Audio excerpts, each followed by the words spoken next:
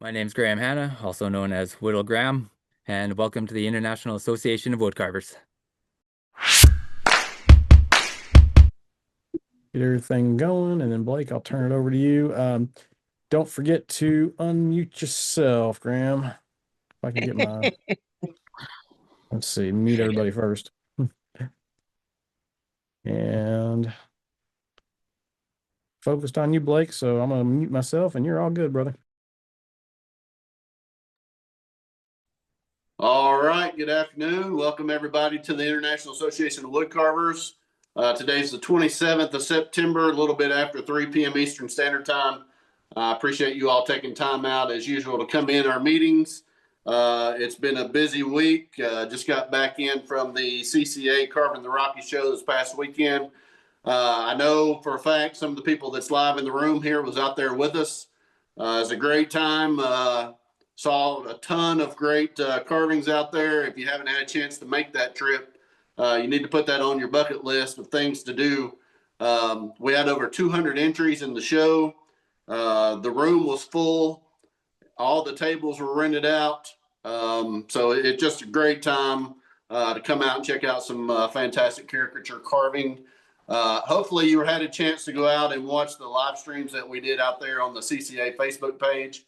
If you haven't seen those, go to the CCA Facebook page, go to the live videos and check those out. We did 3 demonstrations and also the whittling competition.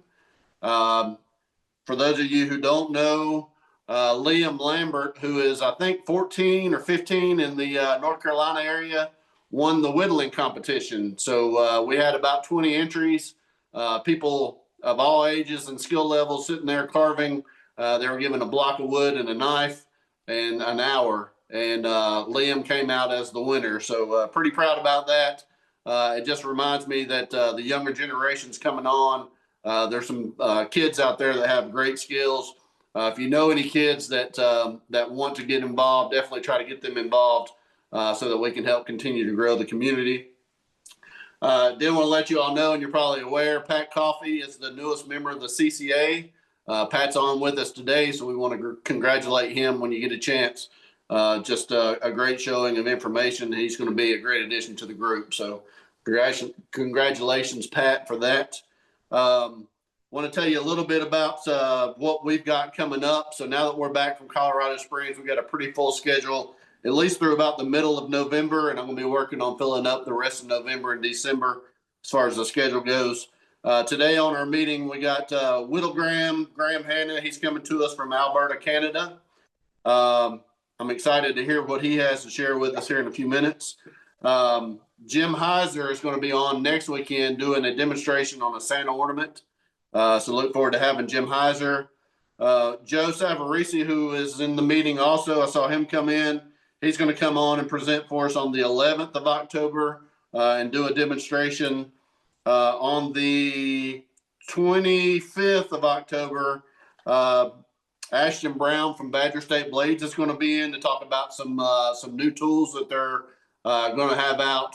And we may be doing a partnership as far as the International Association of Woodcarver and Badger State Blades on some of their gouges. So that's something to look forward to. I'll be in Alabama at the North Alabama Woodcarver Show on November the 1st. So I'll be broadcasting live from down there. Also teaching a 2-day class before that show. And then we'll talk about the show, go around the room and show everybody what's going on in North Alabama. So I look forward to that. And then we've got Bob Hershey that's coming in on November the 8th to do a cottonwood bark demonstration on I think a Christmas ornament or a Santa. So quite the lineup ahead of us. Some classes that are available. Don't forget, you can go out on Woodcarving Academy and sign up for subscriptions there. They've got 1 month, 3 months, or a year subscription to take some of the classes that's already been held. It's probably the best deal out there as far as taking classes. But there are new classes that's coming up that are live that you can participate in, talk to the instructors, go through the whole process. I think on September the 9th, Dwayne Gosnell is going to be teaching a class. Let's see. Actually, that's already passed, so scratch that. Sorry about that. He's got other classes that are available. If you go out to Woodcarving Academy, you can see all of the workshops that are available out there. There's a link that you can go in and look. Dwayne's got a class about every 2 weeks. So if you see something out there that you're interested in, reach out to Dwayne, get signed up, and he'll be happy to have you in class. Dale Green, who's in the meeting today, has a class coming up on October the 4th. That's on sports and holiday shorties. I saw some of his carvings out there in Colorado Springs. That should be a great class. Again, if you're interested in getting that class, get with Dale Green, get signed up, find out the materials you'll need so that you can participate in that class. And then Dave Stetson, who is usually on with us, but I don't see him in today, is teaching a Santa class starting on October the 18th. So it's Santa 2025. He tries to do a Santa class every year, and he'll be starting that on October the 18th. So if you're interested in that, again, reach out to him and get signed up for that. Again, on our meeting today, we've got Graham Hanna that's coming to us from Alberta, Canada. I was able to discover Graham through Instagram. So if anybody's looking for his work and you've never seen it, go out on Instagram and look up Whittle Graham, and I'm sure he'll be talking more about that. But he's going to talk about design and kind of his process that he goes through and some of his experience that's got him to where he is today. So we're excited to have him on. I know there's several people in the room that have reached out to me and said, "Hey, can you get this guy on? I'd love to hear, how he's gotten, where he's gotten, and what he's done." So we're excited about that. So I'm going to go ahead and turn it over to Graham. Graham, again, thank you for coming on today, and we look forward to hearing what you have to share with us. Yeah, thanks, Blake. Yeah, it's been a weird journey, I guess, to get to this point in my wood carving. 5 years ago when I started, if I had ever thought that there'd become a point where people would actually care or want to hear anything about my wood carving abilities or lack thereof, sometimes I would have been shocked. But when Blake reached out to me to ask if I'd be interested in doing something, I kind of had to think about whether or not I had anything worth sharing. For me, I think it comes down to when I was new and trying to figure things out. And you carve your first carving, and to you, it might be okay or awful or whatever. But knowing that there is light at the end of the tunnel and you can get better, and just sharing my process and how I've come to be where I'm at today, I think that maybe that'll help somebody. If it helps anybody down the future, that would be awesome. I do get questions sometimes through Instagram about how I've learned different techniques or learned different things.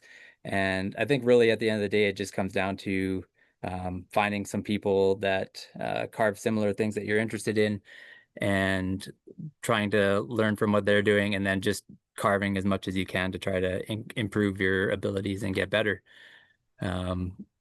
So for the presentation today, I'm definitely not going to show anybody how to do anything. Nobody wants to see that because I don't know how to do anything.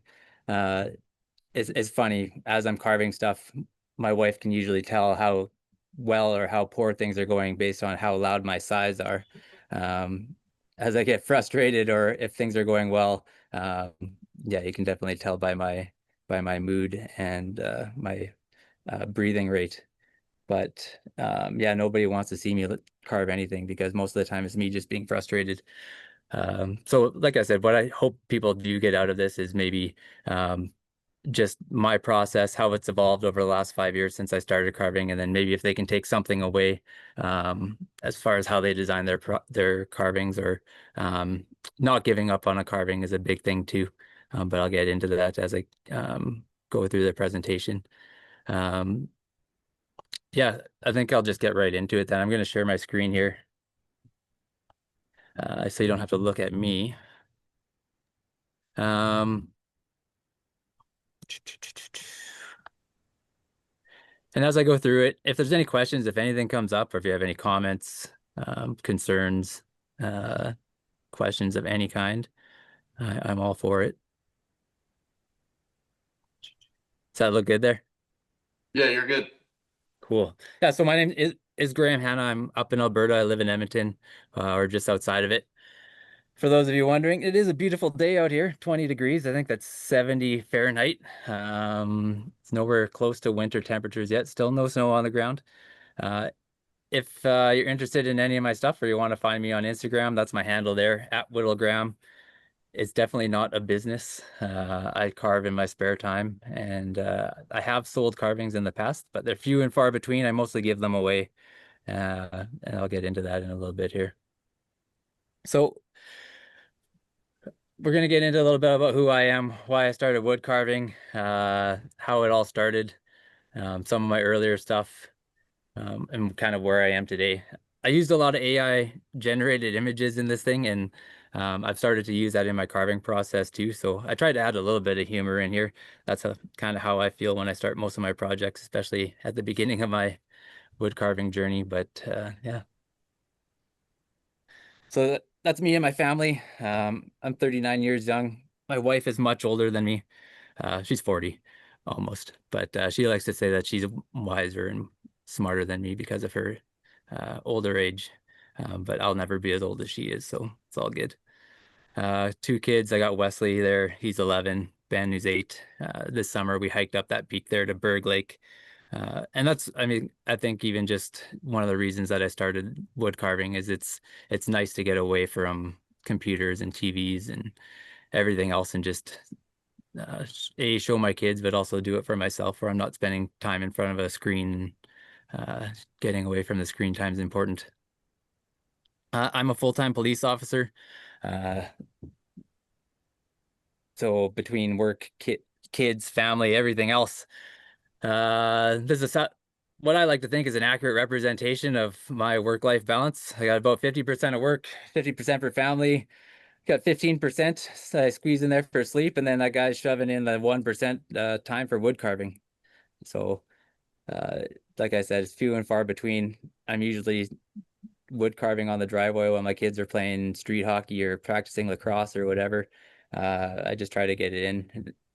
When my kids go to sleep, that's another time when I try to get my wood carving in. I'll get an hour or two between like 9 and 11 o'clock at night where I can try to get something done. But really, I'm probably completing 3 or 4 major projects a year, and then outside of that, I'm maybe getting a couple Santa ornaments done here or there. So why did I start this crazy hobby? Uh, Not because it's easy, that's for sure. Although when I watched some videos, it sure looked easy. Um, 2020 is when I started carving. It was a crazy year. My wife was a nurse at the time. She's since retired from nursing and moved on and is also now a police officer. But I was a police officer, and we all remember 2020. It was a rough time. All kinds of things were happening, and we'll recap a couple of them that were important. Murder hornets arrived. We all remember that. That was a big thing. Subway bread, legally not bread apparently in Ireland. And I'm sure you guys all remember the return of the pus caterpillar. No, I'm just joking. But these are not things that any of us remember. But AI says these were big things that happened in 2020. COVID happened with my wife being an ER nurse. That was rough. It was also, and I'm not going to get political or anything, but BLM also happened. Being a police officer, just an interesting time. And if you went down the wormhole of the YouTubes, and you could get into some deep, dark places. And I didn't want to go into those deep, dark places. I wanted to find something fun, exciting, new that you could do on YouTube and maybe learn something. So then I thought, well, maybe I can be creative. This was an early drawing of one of my templates that I made for wood carving. As you can see, I am not an artist. I never have been, probably never will be. Uh, this was a gnome that I carved, and I'll show some pictures of it, the actual finished carving later on. But this was the best I could ever do drawing right now for sure, and I'm not intending to practice or get any better. But I thought, can I be an artist? Maybe. I've tried to play some instruments, never got there. But my family is definitely very artistic. I have brothers that play a lot of music. I have an uncle that wrote a symphony, and then I just played sports. So not artistic or musical in any way. And then this guy showed up on the YouTube. This was the most majestic Doug Linker photo I could find. I thought it did him justice. Um, yeah, I don't know. Maybe there's something to be said about the algorithm sometimes that it points you in the right direction. But I found some of his videos, and again, he made it look so easy. And I thought to myself, I could do that. I could probably make a little caricature. grab a knife, grab a wood, grab some wood, make a little caricature. Some other guys that I came across, Alex Lacoste, or Lacasse and his crazy cottonwood bark stuff. Again, I didn't think that I'd ever be able to do anything like he can, and I still can't, but I think his work is pretty inspirational, and I really love watching his stuff. And then I'll butcher this guy's name, but I'll call him Emmett. He does some spoon carving. When I first started carving, I thought maybe that would be a good place to start because, again, it looked so easy. And I quickly realized that spoon carving was not the way to go, and it's more impossible than caricature carving. So I went out, bought a couple of pieces of, or a couple of knives. Those were my first knife set from Flex Cut. I get questions all the time, or I see them all the time too, about what knives people should get. Get what's affordable and get what's out there. If you're looking at starting wood carving, I see lots of fantastic carvers that start with cheap, I think it's Beaver Craft or Flex Cut stuff, and really that's all you need. I did my first year. I didn't have any other tools other than these three Flex Cut knives, and I really only used the rough out and the detail knife. And I bought a block of basswood from the same tool store. And then I promptly went home and destroyed that piece of wood by cutting it against the grain. I was so new that I had no idea. I didn't even know grain direction was a thing. I made a bunch of like 1.5 by 1.5 blanks like Doug Linker used. And all of the wood direct or grain direction was running horizontally, and I basically had to throw it all out because it was really useless for what I was trying to do with it. That's how new I was and how little I understood about wood carving and wood grain and all that stuff. So if I can do that, and that's where I'm starting at from, there's hope for anybody else out there. And again, Doug Linkers, this was the first video that I watched of his. This Want to Carve a Hillbilly. He made it look easy. I watched it a couple times, got my piece of wood, got my knives out ready to go, and I nailed it. That was that's my first wood carving that I ever made, painted by my 5-year-old. And that was the best that I could do, 100%. Like I could have spent, I don't know how long I spent on this, probably 3 hours, and I could have spent another 10 hours and it wouldn't have looked any better. But that's where I started off with, and that's how it all started going. Um, so I started doing some more of Doug Linker's videos. He made this simple Santa video.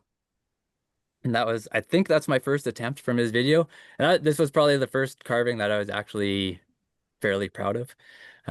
It looked like it was supposed to look like. I painted it the same way Doug said to paint it, slapping on some antiquing paste, which later on in his videos he said was a completely wrong way to use that antiquing fluid. But whatever, that's what I did. I followed his stuff. It looked the same. And like I said, I was pretty proud of it. So as I moved through it, I started trying to figure out stuff that I could do that was similar to what Doug was teaching on his videos, but maybe with a little bit of a twist, so that I could carve it on my own and I wasn't just following his videos. Some of Doug's videos showed these kind of cartoon eyes that you could put on. So I started doing those. I tried to add some fingers to the gloves. Some of them I just had the sleeves. That big Santa with the blue hat, that was a struggle at the time, just trying to figure out how that hat would even do that. I didn't, I had no idea. So yeah, I would just think of new ways of altering patterns that already existed and try to make it harder and more complex. Even though realistically looking at these now, they're still fairly simple, but at the time this was hard. The guy on the right, I turned his head 45 degrees, and that was again something that I'd never tried to do, and it was also just something hard, but something more challenging. And then I made these Christmas ornaments for my family. Again, this was during COVID. My wife, being a nurse, she ended up taking care of one of the first people that ended up passing away from COVID in Alberta. And it was funny just the time that we lived in because we were out skiing with our kids, and she gets this phone call from her boss asking where we were. And we're like, oh, we're at the ski hill. They're like, what? You need to get home immediately and isolate. And we thought we were going to go home and we were going to die. Like that is where our headspace was at because she had asthma and we didn't really know what COVID was. So we went home and hung out for 2 weeks. And this is the result of those 2 weeks. Made some Christmas presents for all of our family. And again, this was just more complex stuff, making eyes, giving them a smile, adding some tongues, doing different things with painting. Uh, just, yeah, trying to evolve and make things more complicated. So after Christmas that year, Halvey at had a contest, and I figured, sure, I'll throw my name into this. So what this was they basically gave you a timeline and a 2 by 2 by 6 piece of wood and said, have at her. So if you were under a year of carving experience and it was just the honor system, you could enter into the novice category, and then there was one for people that had more experience. So this was my carving that I made, a little wizard. I didn't have a bandsaw or anything, and like I said, all I had at the time was 3 knives. So I just hacked away at this 2 by 2 by 6 piece of wood until I made this wizard. And again, this was one again that I was pretty proud of at the time. I pierced it, I guess you would call it, where the wood staff kind of goes past his face. That was new for me. I'd never tried anything like that before, and I kind of made it work. And I ended up getting third place, so that's my Helvey. That's the fourth knife I ended up getting, which was pretty cool. Uh, I had no idea that they were going to give us anything, so to win a knife was pretty neat. I got to pick out the handle shape and the color and that kind of stuff. And I will say this, there's definitely a noticeable difference between a flex cut and a Helvey. Like the quality obviously is a lot different. But do you need this knife to be a good carver? Absolutely not. Flex cut is more than sufficient. And then I went into what I'm going to call my awkward gnome phase. Carved a bunch of Santas. This is what AI says an awkward gnome looks like. Tried to make him look as nerdy as possible, but yeah. So this carving, this was for a guy that I was working with at the time. He found out that I was doing wood carving and asked if I could make him something for his garden. So I said, sure, why not? And this is also the carving that resulted from my earlier artwork where I made that hand-drawn picture of a gnome. Again, no bandsaws, no nothing, just a knife and again a 2 by 2 by 6 piece of basswood. Threw it together and I thought this was pretty cool. I tried to do a little bit more with the painting, with like a color gradient almost on the beard where it goes from darker to lighter. Um, Experimented with different oranges and reds on the hat. Tried to do some dry brushing. It was all new to me and I was all just kind of figuring it out. We went camping a lot this year, so I'd bring like a 1 by 1 piece of basswood and try to make some little hiker guys, in Jasper and Banff and different things. Same thing, just trying to add some humor and stuff. Uh, my neighbor was a big Toronto Maple Leafs fan, so he asked for a carving as well. Tried to paint a Maple Leaf logo on the front, didn't go very well, but again, that's about the extent of my painting ability. Wrap some actual hockey tape around the hockey stick. And then I think everybody, this is not my carving, but I think everybody's seen it. Uh, I used it as inspiration for this fella. Again, not quite at the same level, but just trying to do different things, trying to make things different or different things work, maybe add some texture to the hair and just try to get better as things went on. Uh, More gnomes. Like I said, it was just trying stuff, just doing stuff. Made this guy for my hairstylist, hairdresser, barber, I don't know, whatever you want to call him. And that thing still sits on his desk to this day. He says he gets lots of comments about it. And it's funny too, because like when I talk to people and I don't usually, it's not the first thing I tell them that I would carve or whittle or anything like that, but you tell people that you whittle and they think that you sit there with a piece of wood and or a stick maybe and sharpen it, and then you show them what you actually do. And I think there's an appreciation for wood carvers because it's not something that you can, if anybody's ever picked up a piece of wood and hacked at a stick, they know it's almost impossible to make a face come out of that piece of wood. And there's a lot of time and dedication that comes in order to be able to do that kind of stuff. So I think there's an instant amount of respect when you can make anything that's um, kind of respectable or that looks like a piece of art. And again, just trying different things with different gouges. I imagine at this point I probably had a set of gouges and hence the hair. Um, I gave this one away to a neighbor's kid.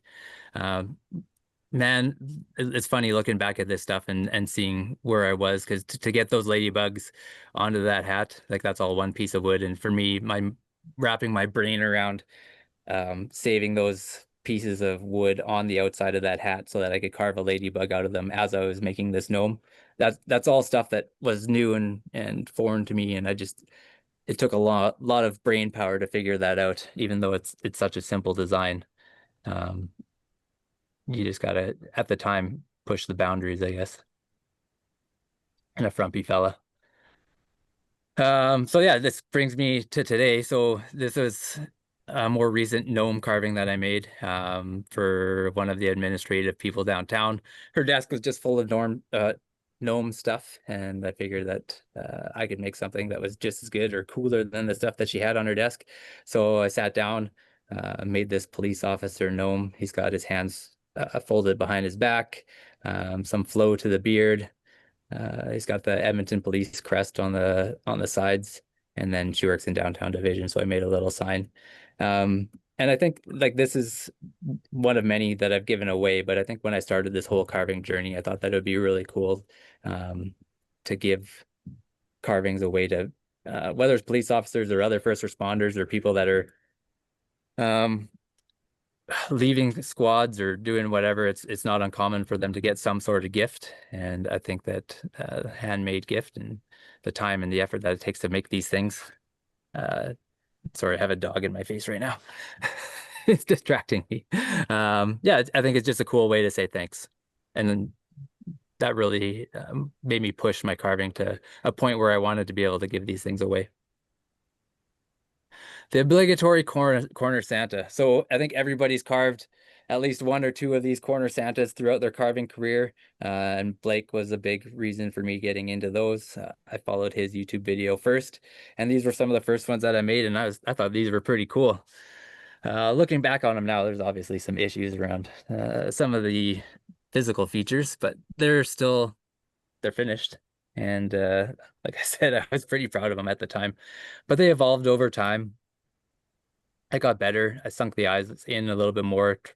Um, Tried to get more features into the faces. Tried to get them more realistic. And again, honestly, I just stole from people. I stole from Blake's carvings. I stole from uh, Josh Arroyo's carvings. I stole from all kind of places, just trying to look and see what they're doing and incorporate some of that stuff into my own. This was probably this was about my third year of carving where I started getting these guys done. And again, every year I just tried to add more elements and tried to make them more complicated, more flow to the beards and the mustaches. The guy in the top right, I took some elements from Lynn Dowdy, I believe is his name. He talked a lot or he uses in his carvings water slide paper or decals. So I didn't even paint those eyes on. I just printed those eyes off of a printer. You spray like a clear coat acrylic on them and then you can remove them from the paper and stick them right on. So that's kind of how I did those, just to try something different and maybe give the eyes a more lifelike feel. I don't know if it did that or not, but I thought I would try it. And then that leads me to this year. So this one I'm pretty proud of. Um, Again, just a simple corner carve Santa Claus, but I tried to add as much detail as I could to it. Joe Land, I think, does a phenomenal job of making brims on his Santa hat and adding texture to his beards. Not that this is anywhere close to what he does, but that's where the inspiration was from. I wanted to do something that was kind of along those lines and not just if you look back at these ones where it's kind of just a bumpy pattern on the brim of the hat. I wanted to make it more complicated and just experiment with it. And then same thing with the beard. I wanted to add it's probably too much flow and texture, but I thought it turned out pretty well. And yeah, I think that's where what I'm really trying to do throughout all of this is just show you kind of where I began and how I tried to push my abilities and my boundaries and just show you that um yeah, don't try to stay in one place, but try to get better with each and every carving that you do. And those Santa corner carvings led me, yeah, again to just these gifts that I could give to people. So this was 2 Christmases ago. I made a carving for everybody that I was working with in my team within the police service that I work for. I tried to personalize it in some sort of way. The one in the middle there wearing the black toque, he was a redhead who worked undercover sometimes, so he doesn't need a police hat. He needs some sort of toque to stay undercover. The girl up in the right, she was known for her long orange hair, redhead, same thing. And she always wore that muskrat cap, so I threw that on there. Got the guy in the bottom middle there with the sunglasses. That guy just dressed like a dweeb most of the time and liked to push the boundaries of his police uniform, so I tried to capture that. The guy in the hockey helmet plays on the police hockey team. And so, yeah, just elements of customization. Because I'm not good enough to make carvings that are like true likenesses or anything like that. And I don't really plan on putting the work in to do that. But if I can add bits and pieces, um, and inside jokes, that's what I try to do most of the time. So how do I plan my carvings? Back in the day, well, I showed you my one drawing, which was not very good. So I tried to look for, I think that every carving, when you're looking at them on the block of wood initially, is a silhouette. So I started to think, well, if I'm making a carving, what does that silhouette resemble the most? So I had a neighbor reach out and he had a kegerator in his garage and he wanted a handle so that he could pull beer from his kegerator. So I thought, well, what's better than a drunk guy stumbling and cheersing? Everybody knows that guy. So I asked AI, in this case, to make me an image of me using a silhouette to create a carving rough out. That's what it came up with. That's not really accurate, but that's okay. And this was the carving that I came up with. Um, yeah, like I said, I think that you can boil everything down to like a silhouette essentially. I used maybe not this exact silhouette, but one similar. Threw it on a 1.5 inch block of basswood and cut it out, and then just kind of whittled the figure into it. And I think a silhouette's a great place to start. I see comments all the time if anybody has a pattern for this and a pattern for that. If you Google silhouette of whatever you're looking for, you will find it. They're out there and there's tons of different ideas and you can kind of steal from each one and adjust it for however you need.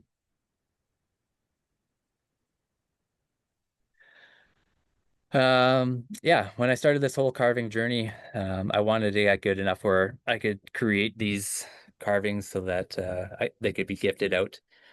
Uh, Eventually I kind of got there. So the one on the left, that was a gift for a guy who was leaving a squad. He was a British fella, had been around for quite a while. So again, I started off with a silhouette of a guy walking, and I threw in the billy club, uh, just with some wire, just so to give it a little bit of motion. So he was hanging on the wire and it looked like he was kind of doing the old beat walk, flipping the billy club around. For this guy, again, I started with a 2x2x6 piece for the body, and then I didn't feel like I was confident enough to do the head in the same piece, and so I made this giant head apparently uh, for this body. Uh, that's probably one of the first faces I made without a beard, and again, I was just trying to use different pieces from different wood carvers. I'm sure, although you definitely cannot tell from this, but I'm sure I was looking at Dave Stetson's carvings or some of Alec Lacosse's faces as well, just to figure out facial features and stuff. I had another colleague ask me to make a police carving for his wife. One of her favorite parts was riding a bike, and he asked me if I could carve somebody riding a bike. I said, not a chance. You know how hard it would be to carve somebody riding a bike? So I didn't even attempt to carve a bike. I just found a bike that I could buy on Amazon and then tried to carve around the bike essentially. So I made this out of a few different pieces. The legs are one piece, the torso is another. I think each of the hands are their own piece, and then the head is another piece. Definitely the challenge of this was trying to get the feet onto the pedals while she was sitting on the seat and holding the handlebars and just trying to make like a cohesive piece. It was a struggle, but ended up good at the end. And this was the first wood carving competition that I ever entered here in Edmonton, part of the Northern Alberta Woodcarvers Association. Uh, and that's a funny story too. I'd never carved with anybody else or seen anybody else's work really other than what's on Instagram. So had a 4 hour period to enter my carvings. I was working at the time, so I went in full police uniform and handed in my carvings to enter into the contest. I entered into the novice category because, again, I had only been carving for probably 18 months, and I thought that my stuff was novice, and I got made fun of for entering into the novice category and told that I'm never allowed to enter the novice category ever again. But yeah, that's the ribbon I won. More of these, and this just shows how they got better over time. So I had a gentleman from the Toronto area reach out and ask me if I could make one for his buddy from his squad.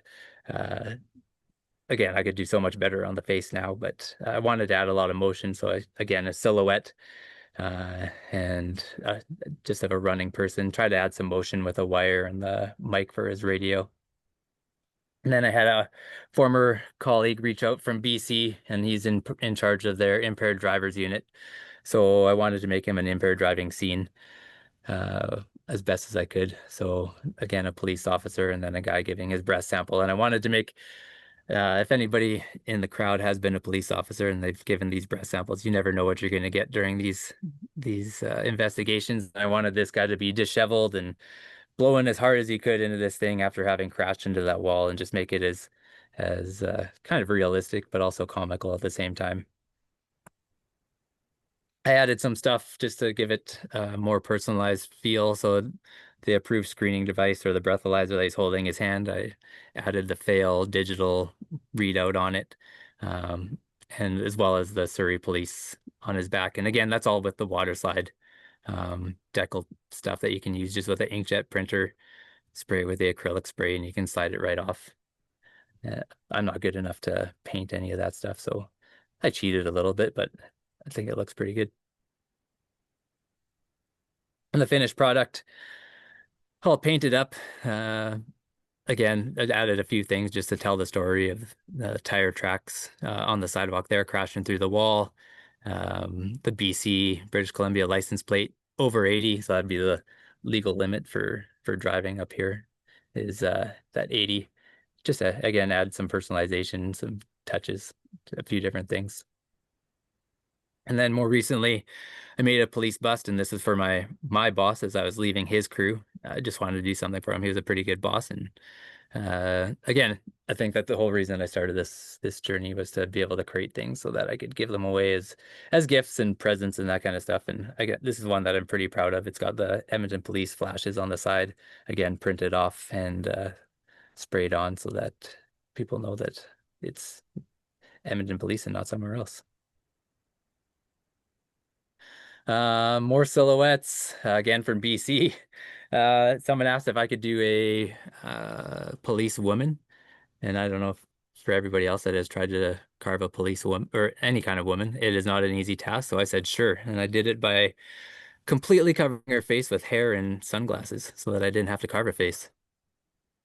I've tried more female faces. I've taken Dwayne Gosnell's face carving class for women, and hasn't gotten any better. I still shy away from them.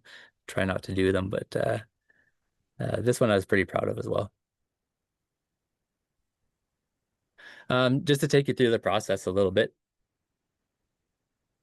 So as I move through these, this is just the creative process of doing one of these carvings. So that same gentleman that's out in BC that did that impaired driving lecture for, or the impaired driving carving for, he reached out and wanted a carving for his dad, who was a retired EMS person.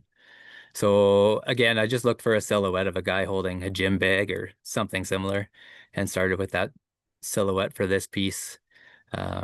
Slowly started chipping away. By this point, I had bought a 14-inch bandsaw, so I was able to do some bigger projects and start with a more simple piece. I still added some wood to the back there just to add some depth to the EMS bag so that it wasn't so flat, and glued it onto there so it was two separate pieces. Started chipping away, and by the end there, I think that's the final product at the end.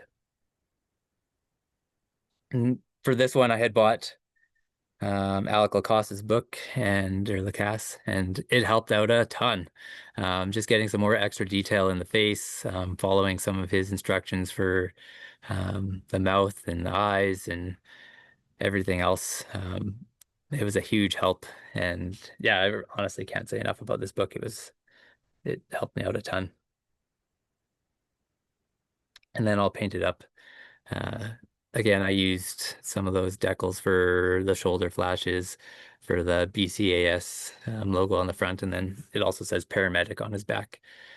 Um, this was by far one of the more challenging ones, trying to pierce between his arm and the bag, um, just trying to get as much detail as I could in there and try new things and push what I was capable of doing.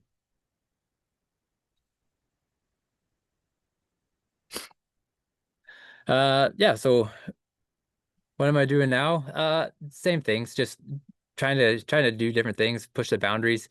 Um, Not just using silhouettes, but different things that I found on the internet. And I can't unfortunately give credit to whoever these artists are, but I use their art as templates for some of my carvings.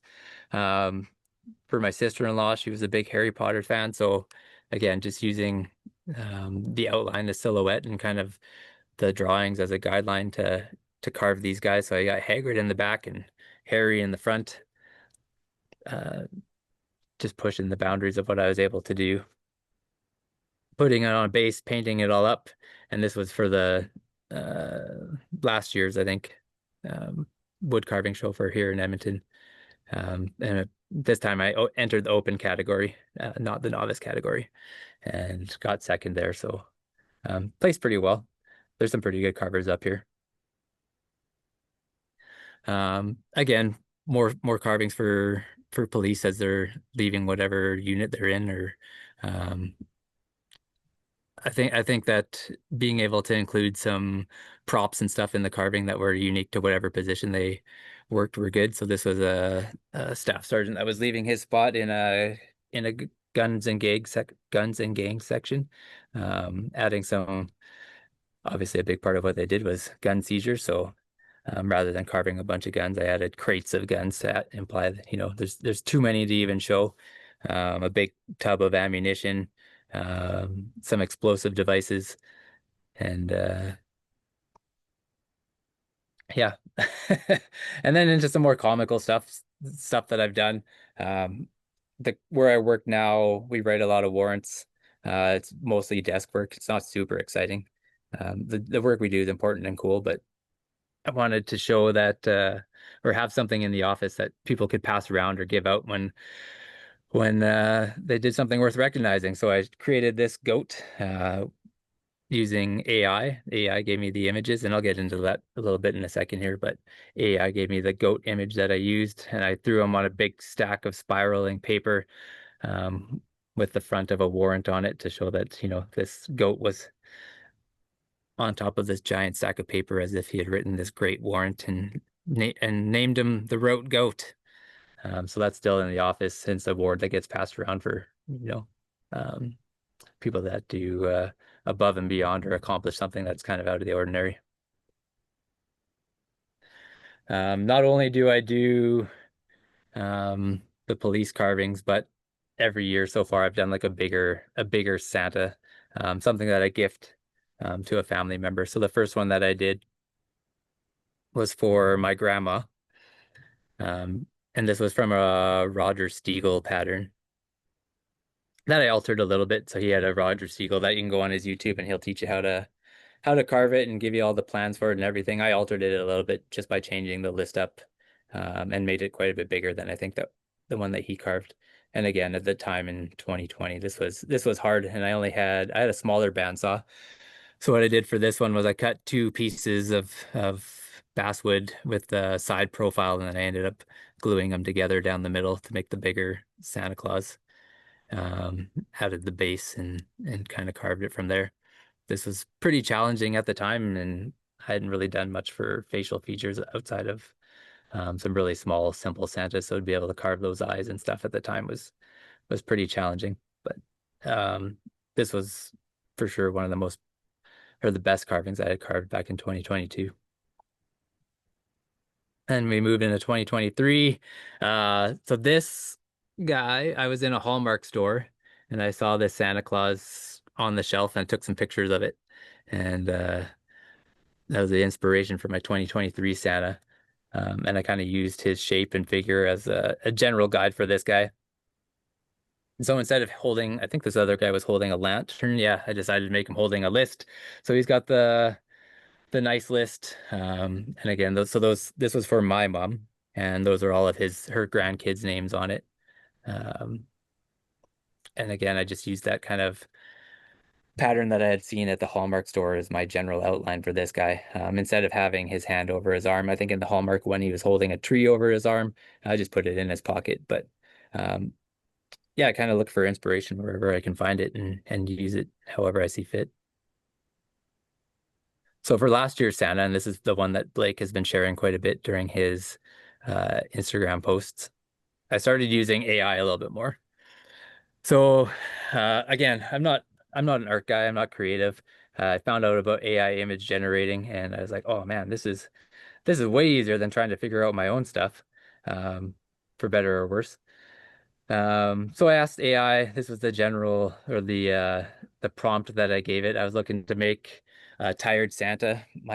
Me and my wife are big coffee people, and I thought what would be better than Santa enjoying a big cup of coffee or hot chocolate after a hard night work, delivering all the presents and everything else. So AI spit out this image, and I thought, oh, that's not really what I'm looking for.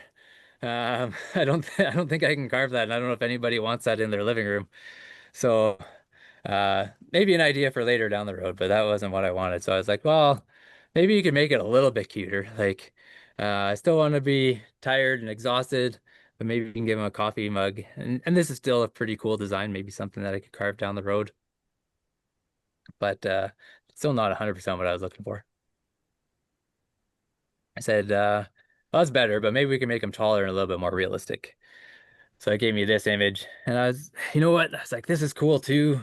But I'm really looking for more of like your classic Santa Claus figure, something that's going to be instantly recognizable as Santa.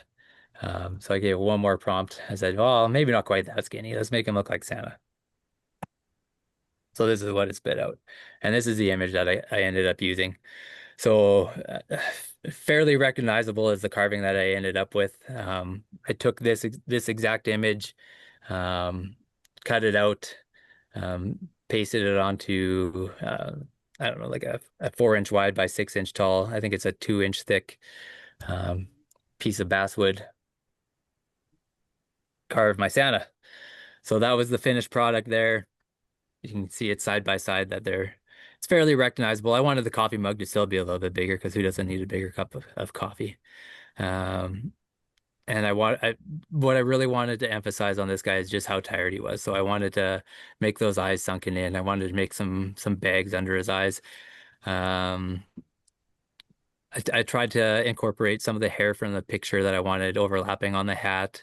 Um, when it came to carving his hand, I used my hand as a reference a lot, where I just took a coffee mug and I used the coffee mug in my hand to figure out, okay, where do his fingers go? Where does his thumb go? Where does the handle go? Because without that reference, I would have no idea um, where any of that stuff would go. It'd be hard to figure out exactly what holding a coffee cup looks like without holding an actual coffee cup. Um, So I painted it, threw it on a base, added the hardwood. I took some clear coat acrylic and added some paint to it for the little drips on the floor, as well as over the side of the mug. I'm a big National Lampoon's Christmas Vacation fan, so I threw a little Charlie Chase quote on there and tried to personalize it. This is for sure the carving that I'm most proud of, and it took a long time. It was supposed to be a Christmas present, ended up being a late February present.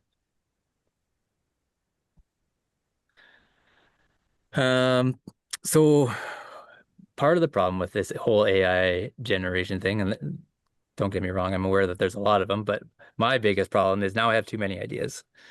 So what am I going to carve next? I don't know. I came up with this Santa Claus idea with a bunch of different prompts. I think it'd be really cool, something to carve for this year. I think that the tired Santa would be a cool theme to kind of go with for the next few years to it's something unique and different. Everybody loves a happy Santa or a Santa giving presents, but Santa's got to sleep too. Another police officer would be great. Uh, everybody. I remember being a police officer in one of my early days, and I was with my training officer, and I ordered a donut right away. And he's like, "I would never order a donut in my police uniform." I was told him I'm not too proud to admit that I love a good donut. So I think that would be a great carving. Maybe go back and revisit my old wizard carving from that Helvey competition. I'd love to do that and make something um, that showcases what I'm capable of doing now. Again, these are all AI prompts, and I have not. This is not my artwork, but I don't know, maybe something weird. This is a reference to a file that some people that I worked on, and it might be a gift for a guy in my crew one day, but something similar to this. And again, where are you going to find this image on the internet? You're not. You're not going to come across it. Uh, I highly doubt anybody has drawn this. So I love AI for that, and the fact that um, uh, my kids and I have created some wild and crazy images of, I don't know, um, pickles with mohawks doing action sports stuff. Like you're just not going to be able to find that on your own. For people that are just starting into wood carving, what do I have for advice?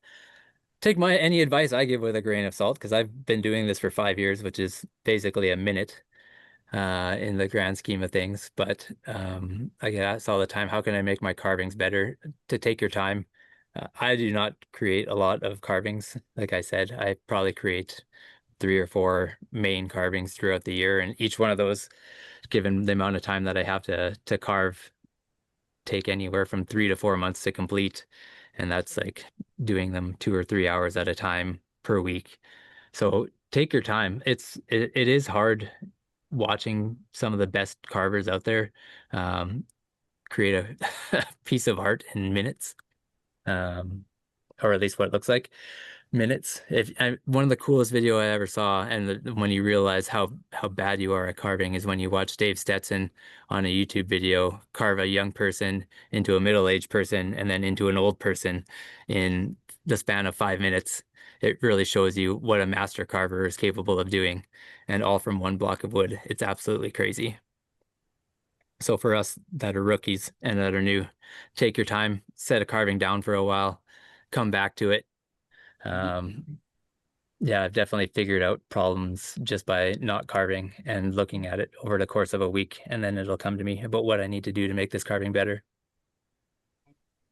An AI generated image of what it looks like when somebody carves a lot, apparently.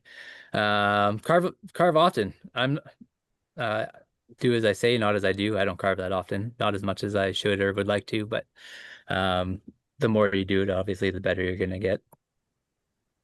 And I think one of the biggest takeaways too is to don't give not give up on a carving. There have been very few carvings um, that I have given up on entirely uh, throughout the 5 years.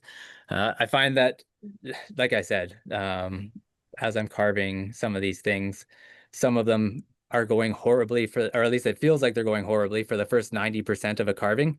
And then in that last 10%, it'll really come together. There's been so many where I think that I'm just making a piece of garbage. And then the last 10 or 5%, it comes together and it becomes something that I'm proud of and not what it looked like for the other 90%. But yeah, just don't give up on them. Even when you feel like you need to throw it in the trash, put it on the counter, put it down for a while, come back to it, and you'd be surprised what you can do with that carving that you thought was worth nothing. If you're interested in my stuff, it's all on Instagram. I do occasionally take requests, mostly in exchange for bottles of scotch, to keep my scotch habit going. But I don't really sell my stuff. If there's something interesting that somebody wants done and I think that I can do it, I'll try to do it. there's no timeline on these things. So if you want it like in a month, it probably won't happen. It'll probably happen in 6 months to a year. But I do occasionally make them for people.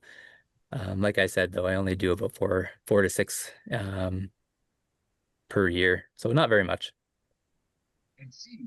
Just to kind of wrap things up here, I'll bring it back to my screen if that's okay. Yeah, you may have to stop sharing and it should go back. I'll try. Oh yeah, right there. There we go. There. Just so I can show you this IRL. So this is that Santa Claus carving that I was telling you about. This is the finished product. This is one of the few carvings that I have left in my house.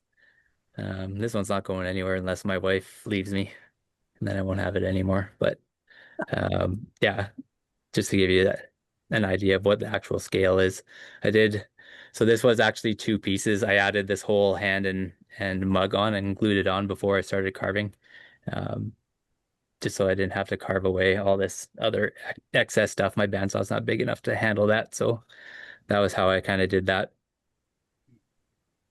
Um, Going back to that wizard that I did in that Halvey contest, this is that little guy. Again, not too many that I have left, but this is one. And I'd like to revisit this one for sure and just give it a try now and see where I can take it. Um, yeah, I mean, honestly, that's kind of it. I don't have a ton of tools. I don't have a ton. I think keeping it simple is important. Like I have those same three knives that I had before, plus that Halvey knife.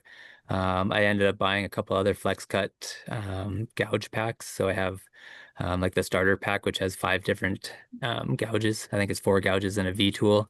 And then I bought a bigger set, which has four different gouges in it, a three, a five, a nine, and something else. I don't remember, but. Yeah, there's really not. I think that people get wrapped up in the tools and everything like that. I think it's more important just to start somewhere. You don't need more than a knife, and if you want a couple gouges, but that's really it. Hey, Graham, tell us about your finishing process. So, what do you do as Yeah, far as after you've got one done, pre-treating before you paint? What you do after you paint, all those kind of things. for sure. So I go down the boil linseed route. That's what I use to seal my carvings. I get most of my anything that I know about carving or finishing. I mostly followed Sarah from Clever Carvers, her stuff. So yeah, the boiled linseed, watered down acrylics for my painting. That was a huge learning curve because I was never a painter. So again, figuring that out and then quick spray usually on with a matte acrylic to finish it off. Um, Again, yeah, just fumbling my way through the painting. I can't say enough about those that water slide paper. That stuff is awesome. Like if you want to add detailed lettering and you don't have the skill or the patience to learn how to do it, that stuff is awesome for adding. If you want to add a logo, like a specific logo, or if you want to add, um, actually, I have this one here too. Um, so this one I made for a silent auction for our ski group. And then had AI generate a little logo for the Rabbit Hill ski team and added it on there. Just stuff like that that I wouldn't be able to paint myself. Um, Even on these ski gnomes, I added little ski graphics. Same thing, I just printed it off on my printer and threw it on there. Um, I find that it's an easy way to kind of add a little bit of personalization and stuff to your carvings for sure.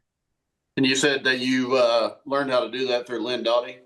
Yeah, you bet. Um, Bunch of his carvings, especially the ones with the aprons and stuff. He'll usually have some sort of logo on them, and I think that's how he does it. Is he uses his laser printer? But there's ways with inkjet. Like I just have a simple 20 or $20 inkjet printer, and it works great. As far as sharpening goes. Don't take any sharpening tips from me, but I just use a strop for the most part. I did make like in my drill press, I have some MDF with some leather that I kind of glued to the top of that, and that'll spin around for my gouges. I find that that does work okay. I can't really sharpen a knife on it at all, but because it doesn't have a reverse feature, but that gets me through it. I definitely, yeah. If I struggle anywhere, it's on my sharpening. I could probably use like an actual person's advice and some words of wisdom on that, but yeah. All right. Any other questions from the group today? Hey, I'll tell Lynn, you. Go ahead. I've been following you for quite a while. I appreciate that. I really enjoy your work. You posted, I think it was a snowboarder. Do you still have that? It's probably a skier. Yeah, the Yeah, hair is insane on that. that's this guy here, yeah. So he's Okay. um this one so this idea I just Googled skiing gnomes. This was an AI generated one. I found one that was kind of close to what I was looking for and just used the general outline for that for the shape I was looking for. And cut it out of a 2 inch thick, like 5 foot or 5 inch tall, 4 inch wide block, and I just kind of went at it. I'm actually in the process of making another one, so uh, again, I haven't made very many duplicates, so of anything. Usually, I try to change things up a little bit, but this is the first one that I'm gonna try to make it a little bit better and different, but yeah, making another one of those guys for sure. Thank you. You're very original. Oh, thanks. Hey, Graham, for our friends in Canada, where do you buy your basswood from? Do you have a local source there you get it from, or is it readily available? It is. I buy it from, of course, I can't think of what the name of the place is right now. Putting you on the spot. Yeah, my apologies. I the other day while I'm doing this, the other day I actually ended up going to this other place in Edmonton called WG Channon Hardwoods. I had never been there before, but they have the biggest variety of wood selection in North America. I had no idea that this was in Edmonton, and they have a crazy warehouse there. So I did buy some wood from there. Otherwise, I just get it from Windsor Plywood. That's the name of the place. Gotcha. They're across Canada, but they usually have a pretty good selection. And like I said, for the amount of carving I do, I probably spend like $60 or less in wood per year. It's not a lot.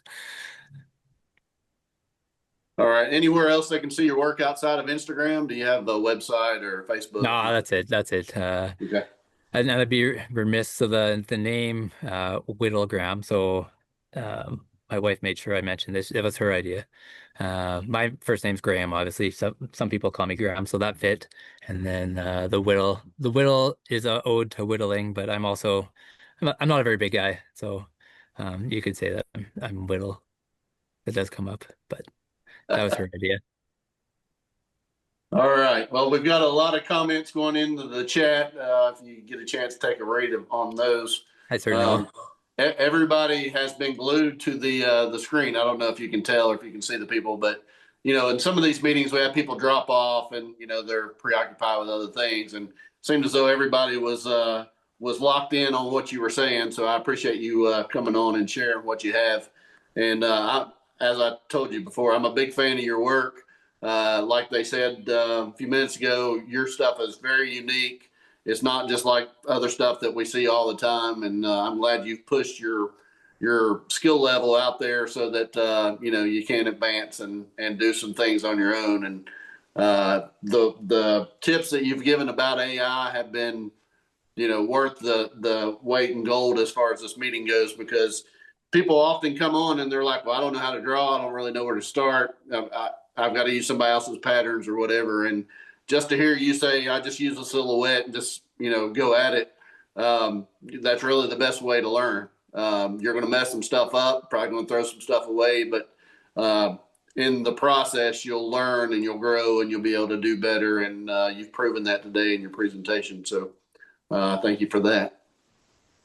Yeah. Any last words, anything else you want to share?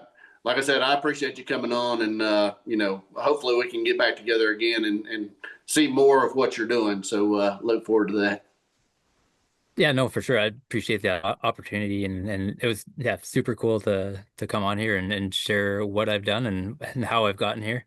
Um, yeah, no, I think it's important for people to see, like, don't just look at the last year of my Instagram. Go back and see where it all started, because if you think that you're struggling or whatever, trust me, we've all been there, and that we all started somewhere, and just find what interests you and keep on going. One other question. Somebody's asking if your son or your kids are interested in carving. Not even a little bit. Uh, I'll carve something that I think is awesome, and I think the most I've ever gotten was a head nod and a cool. And yeah, that's about it. That's about it. Well, and Jack Harris is saying he votes for the donut eating police officer if you can do that one next. Uh, That's a great I picture. I love that one. I think that one's gonna happen for sure one day. Yeah. Yeah.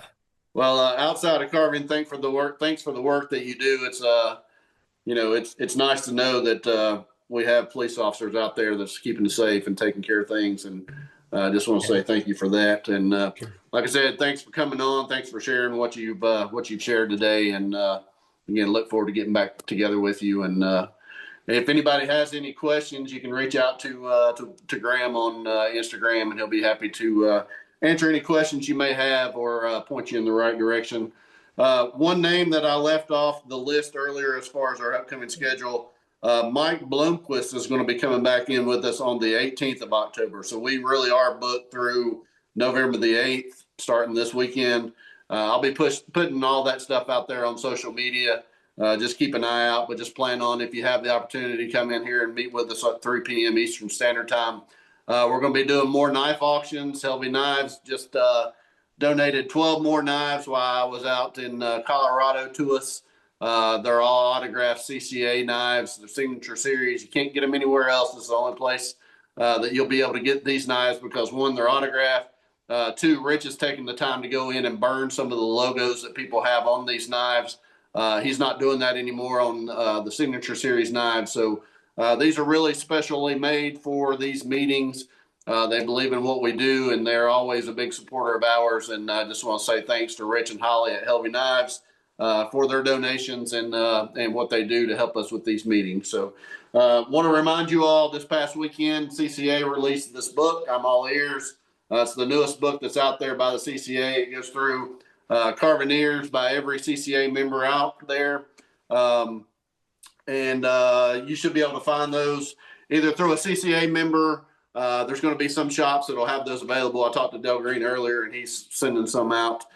So that information will be available out there, and you can place your order for those. So, is there any place to get the CCA iBooks? I think you can still get those on the CCA website, but I know that we're getting ready to move those to Treeline.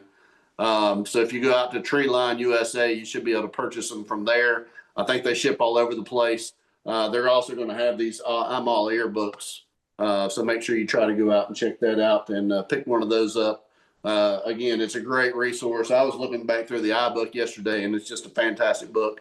Um, all the CCA members put in a lot of work to try to create these books to help people advance. And so if you get a chance, it's a great value. I think they're only around $20, and it's really a great opportunity to learn. Somebody else said, "Does Steve Brown have it?" I'm not sure about the All Ears book. I know he may have some of the other ones, but the I'm All Ears book was just released this past Saturday. So encourage you all to go pick those out. Again, next weekend, Jim Heiser, who's in the CCA, is going to be coming on and doing a demonstration for us on carving the Santa ornament. We look forward to having you all in every week. Again, Graham, thanks for coming on. Hopefully you can come back on and join us at some point and share with us some more. And if not, and you have some free time on Saturdays, join us live in these meetings. We're happy to have you and welcome the unique look at how you create your carving. So just want to say thank you all for joining us today. This has been the International Association of Woodcarvers, where carvers are helping carvers. And we'll see you all next Saturday, 3 p.m. Eastern Standard Time. Thank you all. Because it's Dave's just hoping we get bloopers so that he'll have something to put at the end. yeah, I just like bloopers. It doesn't matter. And With as much Santa, as I get tongue tied, it's pretty regular. Say with Santa looking over your shoulder, it's always a good thing too. So, Yeah. Help me out. Keep me so chill. we'll let you go whenever you want to. Say, take as many times as you want. Sure. My name is Graham Hanna, also known as Whittle Graham, and welcome to the International Association of Woodcarvers. Good enough. Okay, let's do it one more time with some feeling. No, I'm just kidding. I can That was do I great, can do man. another one if you want, though. Yeah, let's do another one just for fun. Uh, There you go. That had some enthusiasm behind it. We'll keep that. Tons. All right, let me get some. Stop this if I can find my stuff here in just a second.